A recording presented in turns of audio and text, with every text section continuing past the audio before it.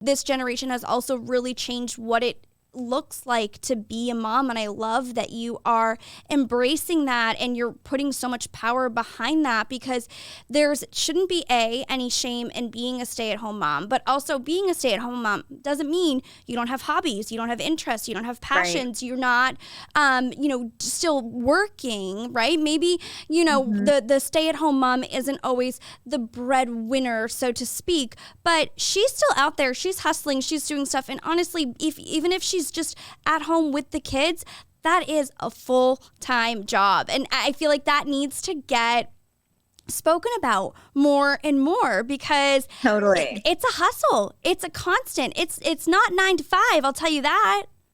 No sick days either, let me tell you. No sick days. No sick days. My husband and I make this joke all the time that, if we want to go somewhere, I'm like, let me see if I have any PTO. I don't know. I have to see if there's anyone who can cover my shift. And it's hard because there is a very, again, negative connotation to stay-at-home moms. And even when we kind of came out of the pandemic and we made a joke that I was now retired, and it was that realization of like, who else is going to do this stuff? And trying to figure out what my value was, because I was no longer bringing home a paycheck. So maybe I don't get a paycheck every week, but I still make this very different contribution to our family that we would have to be outsourcing if I was working full time. I mean, Again, we don't have family here. So who's going to be picking up my daughter from after school care, or who's going to be bringing her to dance class, or whatever it might be? Who's going to be walking the new dog, right? Yes, exactly. So it's been a big shift of trying to figure out what my value is outside of corporate America and outside of a regular 9 to 5 career. But I think that there's a lot of other moms who feel this very same way and feel a little bit guilty when they're not just so overjoyed by being a mom. Like, come on. Oh my God. And I know that there are moms that are totally, that's their shtick, but that's not me. Yeah. That's not me at all. I needed something more, which is why I turned to what I know, which is branding and marketing and production, and figured out a way to make it work for myself. I don't think that there should be anything wrong with still wanting to maintain some sort of your own identity and independence. Yeah. Being a mom is such a wonderful, beautiful thing, and I'm sure you wouldn't trade any minute of it for anything in the world. But that doesn't mean that Kasey just goes away. You're not only mom, you're mom and all the other different parts of you, right? And so, like, why can't you do both?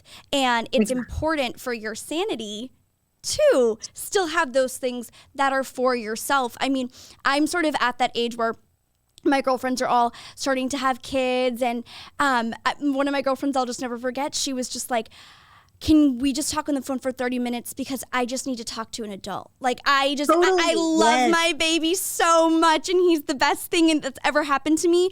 But if I hear like goo goo gaga and like crying and whining for the rest of my afternoon, I'm gonna lose it. I just want to talk to like a real person. That's part of just maintaining your sanity. And I think, if that's the bare minimum that you need to do, that's great. But if you still have ambition and drive and you want to do these other things outside of that, that's even better. And I love that you're just like really leaning into that and get into that in this like phase of your life. And you're starting with something that that's sort of always lit this fire inside for you, and it's taken off. So let's talk a little bit about that now. I mean, like for your podcast now, Kasey's Corner, how did you get it started again? Where did you start when you were like, okay, I think I got to do this?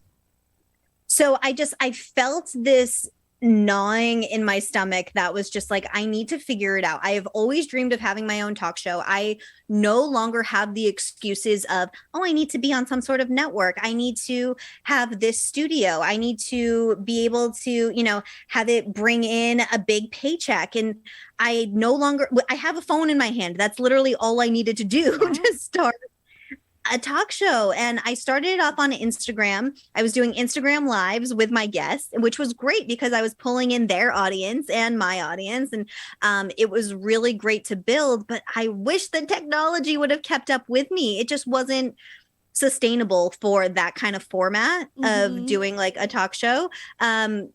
Audio glitches, whatever it might be. So I kind of pivoted and put it more towards the podcast space because, as we are seeing right here, it's where it's at.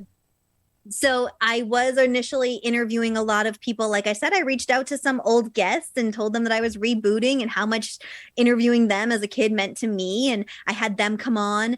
I was interviewing a lot of people in the Disney space, just Disney influencers and some other Disney podcasters. And then at one point, I shared a story about my body image issues, my weight loss journey, and quitting keto, because I had built a big part of my Instagram following throughout my keto journey from 2019 through, the end of 2020. And I had lost 40 pounds. I felt great. I was promoting all these products that, helped me get there. Yeah. And I was sharing before and after pictures. And something hit me one day where I realized that my before picture could be someone's goal.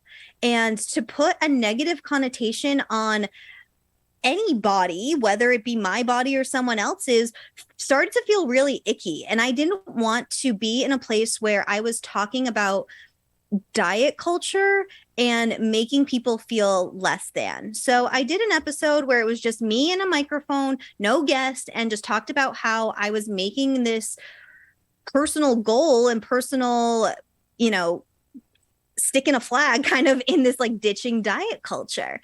And the response I got from that was insane. And I started to realize that more and more women have similar stories. They want to hear these kind of stories. They want to hear more about relatable topics. So that's when I kind of pivoted and made it a little bit more about that millennial mom space and took the name of the Millennial Mom because no one else was taking it. I'm like, hell, I'll take it.